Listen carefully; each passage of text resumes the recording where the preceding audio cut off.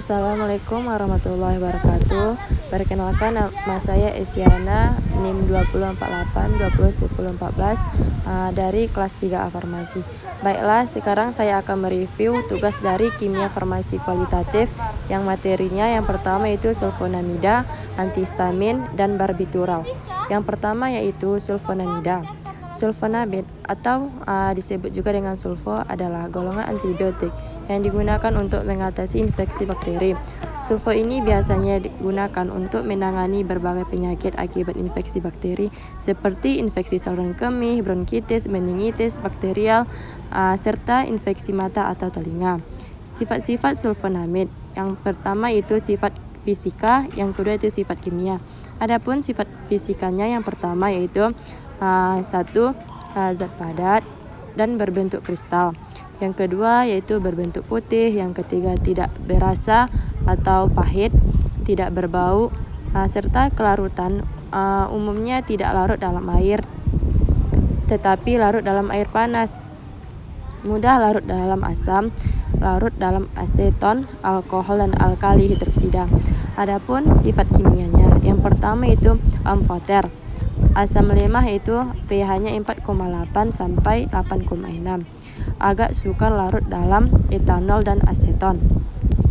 Adapun sejarah dari sistem sulfonamid, yang pertama yaitu sintesis sulfonamida awal dan sintesis organik sulfonamida. Adapun sintesis sulfonamida awal, yang pertama itu secara tradisional sulfonamid dapat disintesis dengan reaksi sulfonadil klorida dengan amina primer atau sekunder. Yang kedua yaitu sulfonadil klorida, pada saat itu paling sering disintesis dengan cara oksidasi tiol yang dibutuhkan dengan menambahkan gas klor ke dalam reaksi. Adapun sintesis organik sulfonamid, yang pertama yaitu metode sintesis sulfonamida yang paling umum melibatkan reaksi sulfonil klorida pada alifatik atau aromatik dengan amonia atau amina. Yang kedua itu metode sintesis ini sederhana dan merupakan jalur langsung untuk memperoleh sulfonamid. Yang kedua yaitu antihistamin. Adapun pengertian dari antihistamin adalah zat-zat yang dapat mengurangi atau menghalangi efek histamin terhadap tubuh dengan jalur memblokir reseptor histamin. Pada awalnya hanya dikenal satu tipe antihistamin, tetapi setelah ditemukan jenis reseptor khusus pada tahun 1972 yang disebut dengan reseptor H2, maka secara farmakologi reseptor histamin dapat dibagi menjadi dua tipe. Yang pertama yaitu reseptor H1 dan reseptor H2. Berdasarkan penemuannya, antihistamin juga dapat dibagi dalam dua kelompok. Yang pertama itu antagonis reseptor H1.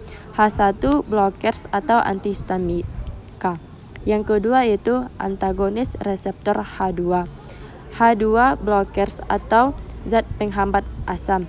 Adapun sifat umum antihistamin, yang pertama yaitu umumnya bersifat basa karena adanya tersier bebas.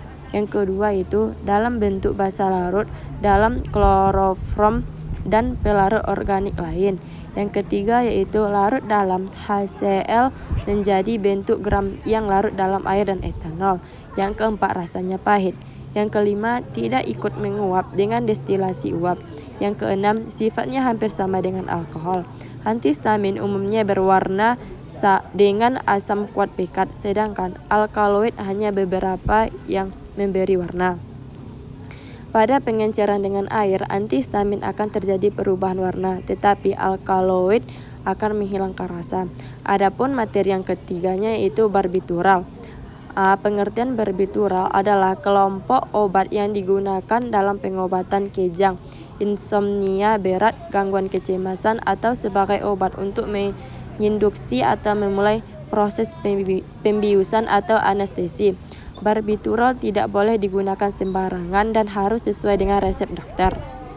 Adapun beberapa obat yang tergolong barbitural antara lain luminal, brevital, seconal, butisol, fiorinal. Adapun sifat-sifat umum dari barbitural, yang pertama, suka larut dalam air kecuali garamnya atau Na bereaksi dengan asam lemah. Yang kedua, ada dalam dua bentuk, yaitu bentuk keto atau tidak larut dalam air dan bentuk enol larut dalam air. Bentuk keto larut dalam air pelarut seperti etil asetat.